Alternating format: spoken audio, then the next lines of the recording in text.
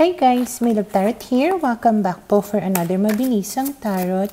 So, ang titignan po natin ngayon ay kung sino ang posibleng paparating sa inyo ngayong December 2023. Maglalagay na lang po ako ng timestamp sa may description box para po mapuntahan ninyo ang inyong zodiac signs. Pero syempre, this is a general reading, kaya hindi po lahat ay makaka-relate.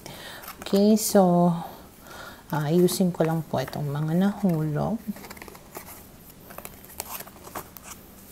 We will start po with Aries. Sino kaya ang posibleng paparating sa mga Aries? Okay, so we have here the Strength card, which is Leo, Justice, which is Libra, and then we have here the Ace of Cups, which is a water sign, Cancer, Scorpio, Pisces. Okay, so yun yung posibleng zodiac signs ng paparating sa inyo. Okay, so itong tao na to, parang gusto niyang mag-ask or humingi ng kapatawaran, ask for forgiveness sa'yo at to do things right with you. Parang starting all over again yung gusto niyang mangyari sa inyong dalawa. At parang aamuhin ka nga niya at parang ibibigay niya sa'yo kung ano yung nararapat. Okay? Para sa mga Taurus, we have here the King of Wands, the Emperor, and we have here the Knight of Wands. Malaki yung possibility na yung taong paparating sa inyo ay fire signs. Okay? Aries, Leo, Sag. So, base sa mga barahan na ito, talagang susuyuin ka nitong tao na to. Punong-puno ito ng passion for you. Gustong-gusto ka talaga niya. Sobrang interesado siya sa'yo. May mga plano siya para sa inyo. Maaaring hindi niya lang ito masabi sa'yo.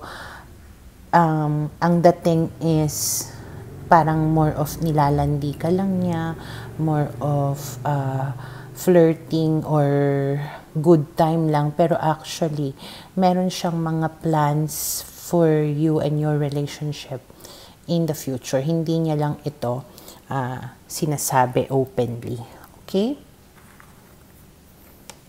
Para sa mga Gemini, we have here the Two of Swords, the Fool, and we have here the Nine of Cups. Malaki yung possibility na yung taong paparating sa inyo ay air sign, Gemini, Libra, Aquarius, na andito din si Pisces. So, base sa mga barahan na to, medyo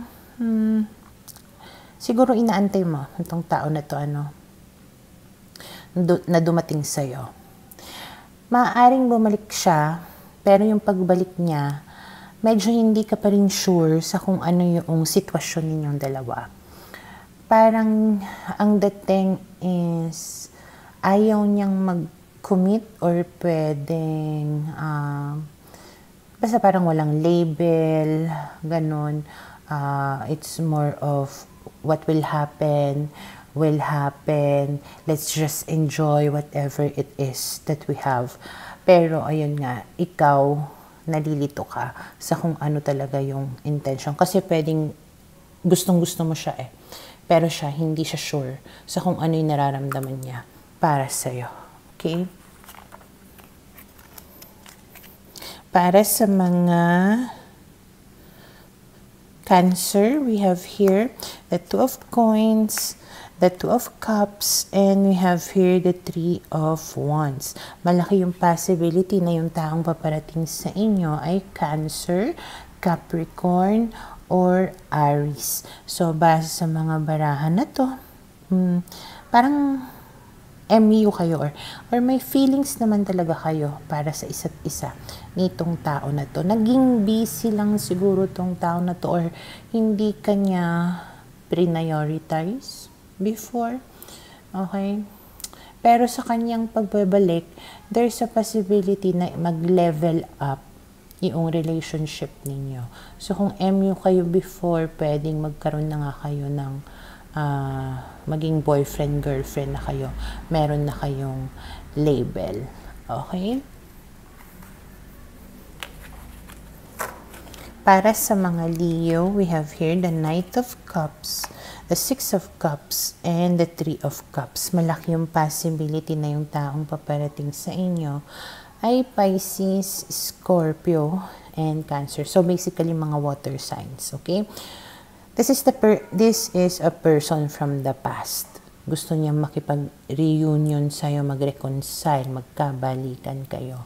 At parang talagang may feelings pa rin siya sa'yo, mahal ka pa niya, at parang liligawan ka niya at susuyuin para lang makuhang muli yung loob mo.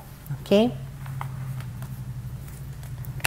Para sa mga Virgo, we have here the King of Coins, the Four of Cups, and the Three of Swords. Malaki yung possibility na yung taong paparating sa inyo ay Taurus na andito rin, si Cancer, and Libra. So, base sa mga barahan na to, parang namimiss ka nitong tao na to.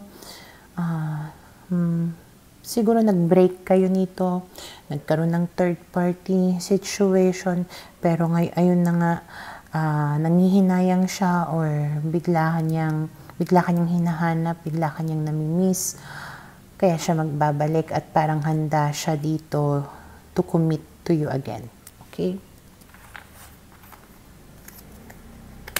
Para sa mga Libra, we have here the Sun, the Page of Wands, and the Six of Coins. Malaki yung possibility na yung taong paparating sa inyo ay fire sign, Aries, Leo, Sag, and nandito rin si Taurus. Okay, so this can be somebody na mas bata sa inyo or may pagka immature, ganyan. Pero punong-puno siya ng interest, pagkagusto sa iyo, and this person will bring happiness into your life. Parang magiging fun, exciting yung mangyayari between the two of you.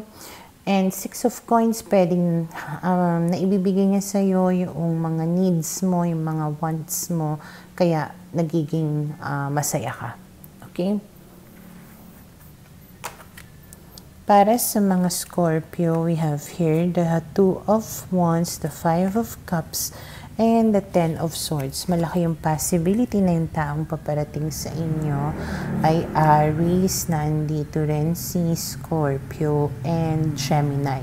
So, base sa mga barahan na ito, pwedeng long distance, malayo itong tao na to sa inyo, at nanghihinayang siya sa kung ano man yung nangyari sa inyo, may mga regret siya, pwedeng namimiss ka niya, and malaki rin yung chance siguro na binitray ka nitong tao na to before, nakipaghiwalay siya sa'yo noon, at pinagsisisihan niya yun, kaya makikipag-communicate siya muli sa iyo. Okay? Para sa mga Sagittarius, we have here the Magician, the Judgment card, and we have here the Star. Malaki yung possibility na yung taong paparating sa inyo ay air sign, Gemini, Libra, Aquarius, na andito din ang fire sign, Aries, Leo, Sag. So, base sa mga barahan na to, parang this is somebody that you've been waiting for, wishing for. You're manifesting this person back into your life, and ayun nga, pwedeng mangyari na ito. Pwedeng natauhan na itong tao na to at na-realize niya na gusto ko pala siya, or mahal ko pa pala siya, at maaaring gagawin niya lahat ng makakaya niya para lang kumbaga maisakatuparan yung mga tawag ito, or maging totoo yung mga pinapangarap mo. Okay? Para sa mga Capricorn, we have here the Hermit, the Temperance card, and we have here the World card. Malaki yung possibility na yung taong paparating sa inyo ay Virgo, Sagittarius, and yung iba earth signs, Taurus, Virgo, and Capricorn. Okay? So, base sa mga barahan na ito, pwedeng long distance relationship kayo nitong tao na to. pwedeng nalulungkot siya. Kaya siya mag-reach out sa'yo. Pwedeng natatauhan na siya sa kung ano man yung nangyari. Siguro parang nag-antay lang siya ng tamang oras or panahon para makipag-communicate sa'yo. Parang meron siya munang, pinakalma niya muna kumbaga yung mga bagay-bagay. And it seems na this time, feel niya na tamang panahon na para magkaroon kayo ulit ng connection. Okay?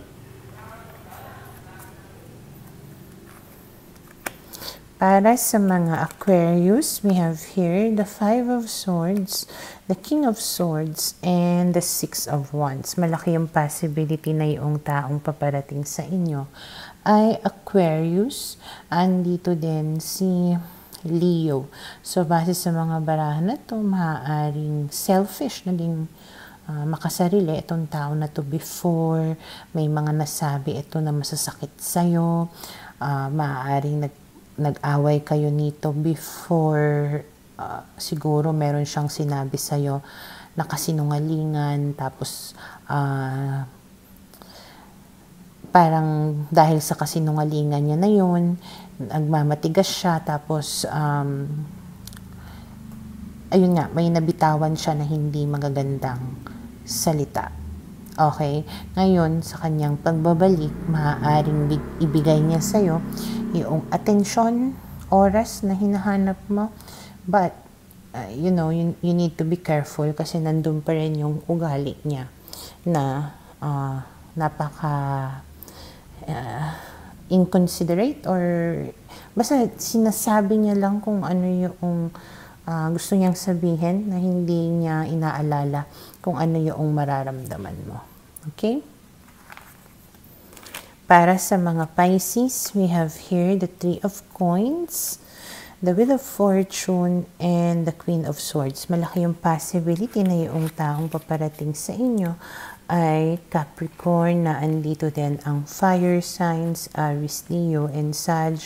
And nandito din si Libra. So, base sa mga barahan na to, parang gusto niya na makipag-ayos sa'yo at baguhin kung ano man yung nangyari sa inyong dalawa. This person might be somebody na separated, divorced, or single siya at the moment. Kaya siya makikipagbalikan sa'yo para maayos, kumbaga, yung relationship ninyong dalawa. Okay? So, yun po yung nakikita ko na posibleng paparating sa bawat zodiac signs.